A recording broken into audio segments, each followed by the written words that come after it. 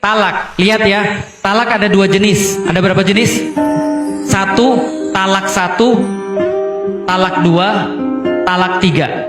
Ini berbeda-beda nih. Talak satu, talak dua, talak tiga. Jenis kedua langsung talak tiga. Jelas? Yang kedua langsung talak tiga. Jadi bisa seseorang mengatakan pada istrinya, kamu saya talak tiga. Bisa. Apa ngaruhnya Ustadz? Nanti saya cerita. Oke, lihat ya. Yang umum dulu ya, talak satu, talak dua, dan talak tiga. Lihat ya. Kalau andaikan sudah nggak bisa lagi berubah, seorang suami contoh mengatakan pada istrinya, kamu saya talak. Atau dengan perkataan semacam itu, yang semisal, yang bermakna sama. Misal, silahkan kamu pulang ke orang tuamu, saya balikin kamu ke orang tuamu. Atau, mulai dari hari ini kita bukan suami istri. Atau mulai hari ini kamu hidup sendiri, aku bukan suamimu lagi. Atau kata-kata yang setara dengan itu. Paham ya? Ini hati-hati banget. Makanya laki-laki itu perlu belajar agama supaya mereka tahu bahwasanya perkara talak ini bukan main-main. Ketika dia sudah ngucapin begitu, jatuhlah apa? Talak satu. Saya bahas agama dulu. Saya belum bahas tentang hukum negara ya. Agama dulu. Begitu laki-laki ngucapin talak, maka berlakulah masa iddah. Apa namanya? Masa iddah. Apa itu masa iddah? Masa tunggu sampai cerainya sempurna. Berapa lama masa iddah atau masa tunggu ini? 3 kali suci.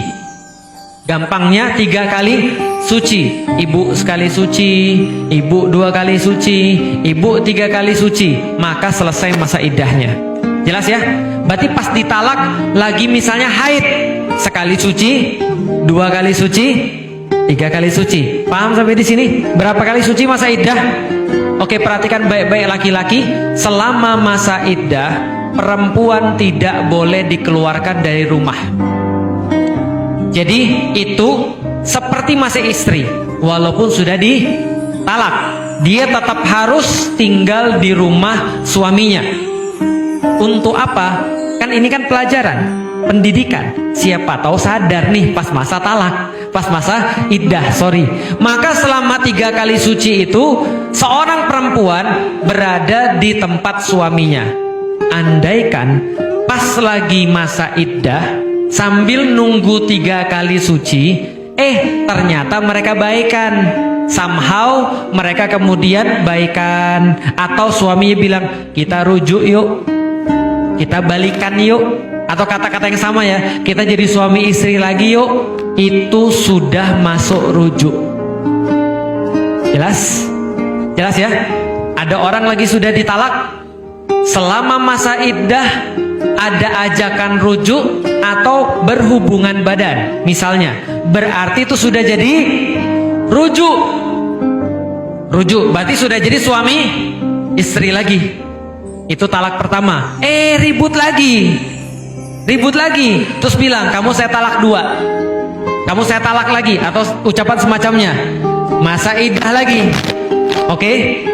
Lalu kemudian ternyata beberapa waktu lagi, belum 3 kali suci, rujuk lagi, masalah lagi, ribut lagi.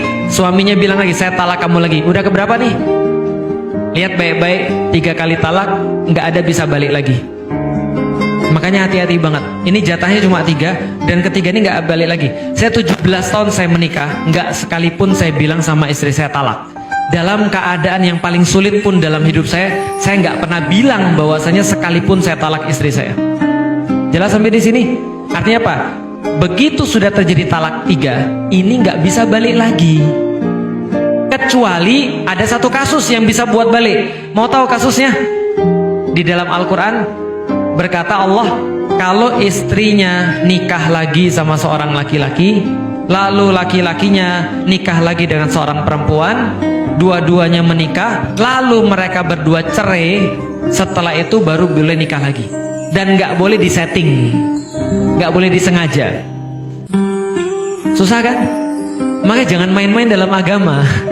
Soalnya aturan agama tuh begitu. Kurang apa Allah ngasih tahu kita bahwa talak itu cuma 3. Bisa difahami sampai di sini. Nah berarti ketika sudah talak 3, udah selesai.